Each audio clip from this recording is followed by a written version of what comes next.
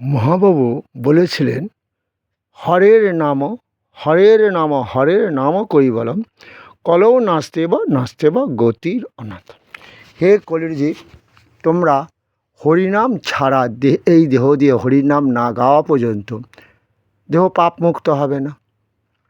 ওই জন্যই মনে আমাদের মৃত্যুর পর হয়তো লোকটা অনেকদিন বিছনায় পড়েছিল, রোগীর যন্ত্রণা ভোগ করেছিল, আত্মীয় স্বজন দেখতো না, অনেক পাপ করেছিল, তো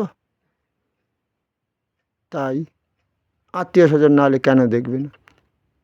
যে ছেলে সৃষ্টি করেছে সে কেন দেখবে না? তাই তার পেছন পেছন তোমরা হরিনাম করতে করতে যাও।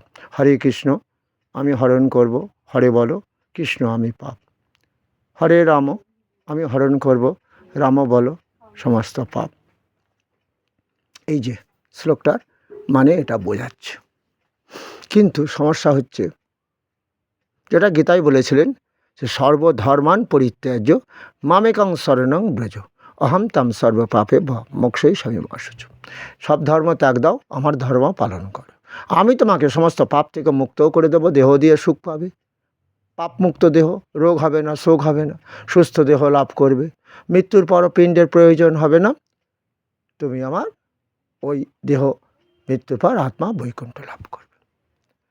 দাপরে কলিতে এটাই বললেন, একই জিনিস। তোমরা শোনো মিশ্রম, কলিযুগে নাহি তপযজ্ঞ, ধনযজ্ঞ, পুত্রযজ্ঞ, শান্তিযজ্ঞ, গ্রহরাজযজ্ঞ, কত যজ্ঞ করছো, বিপত্তারিণী মায়ের যজ্ঞ, কত যজ্ঞ করছো, কিন্তু জেনে রেখে দাও হরিনাম যজ্ঞ ছাড়া দেহ দিয়ে সুখ হবে না, সংসারে সুখ শান্তি হবে না। এই যে ফ্যামিলির মেম্বাররা তারা যদি হরিনাম না গায়, সেখানে কলি কিন্তু প্রবেশ করবে, পাপ ঢুকে যাচ্ছে। তো ওই যে হরে বলো আমি কৃষ্ণ পাপ খণ্ডন করে দেব।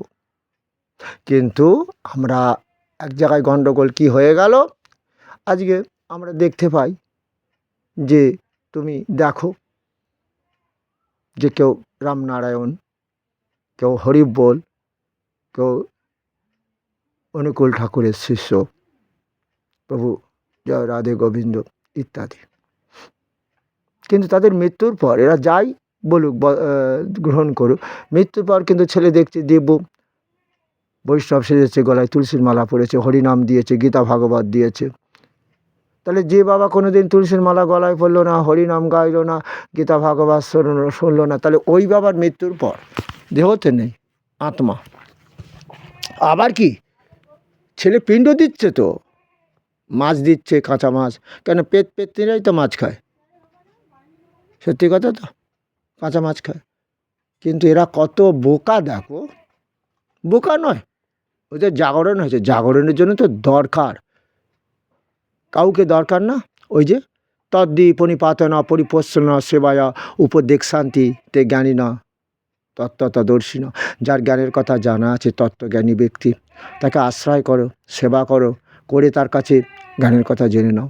তা আমার তো সেটাই তো আমার গৌরাঙ্গ মহাপ্রভু, তার জ্ঞানের কথা একটাই, ভজ কৃষ্ণ বল কৃষ্ণ লহ কৃষ্ণ শিক্ষা। এত পাপ করেছো, কৃষ্ণ